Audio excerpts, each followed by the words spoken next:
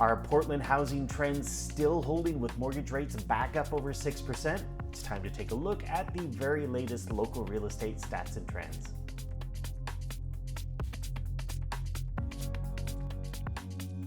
Hi everyone, RRMilligan here. I'm bringing you the very latest in our local real estate stats and trends for the full Portland metro area, including Southwest Washington.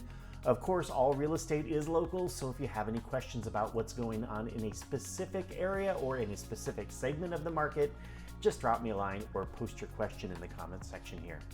The average sale price showed a significant drop from last week's surprising high, making last week's number look like a bit of an outlier. If you look at this chart, it kind of looks like prices landed in the middle of the range where we've been seeing them over the last 8 weeks. When we take a step back and look at the bigger picture, the average sale price so far for the month of March is sitting about 3.6% higher than during the same time frame last year, but that number appears to be moderating. Just as a reminder, the average sale price in February came in about 1% lower than the 2025 number in our sample. Now on to supply and demand. Buyer demand continues to hold. The number of contracts agreed to by buyers and sellers this past week came in at 667, and for the 8th straight week now, buyer activity has outpaced last year's weekly contract number, which was only 616. On the supply side of the equation, the number of homes that hit the market this past week was 624, which was only 9 homes more than last year's number for the same week, and still less than the 667 homes that moved from available to under contract for purchase. Looking at the bigger picture for supply, the total number of homes that buyers have to choose from decreased to only 9.4% more than what we saw last year at this time.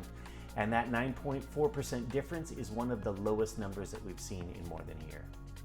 Next up, our mortgage rates. Rates moved up another 1/4 point this past week. Last Friday, I saw a local lender advertising the 30-year fixed mortgage at about 6% with a 1/2 discount point.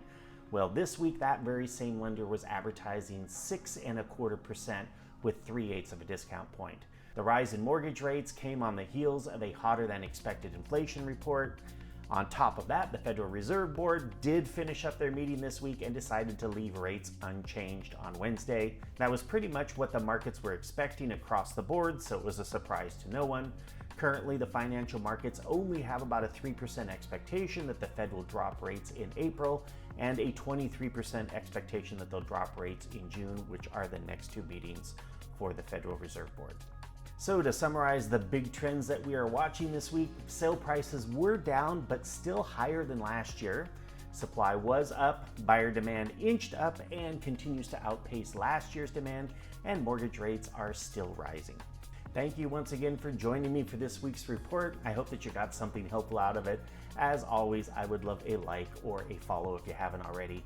Have a fantastic weekend, and I will see you right here next week.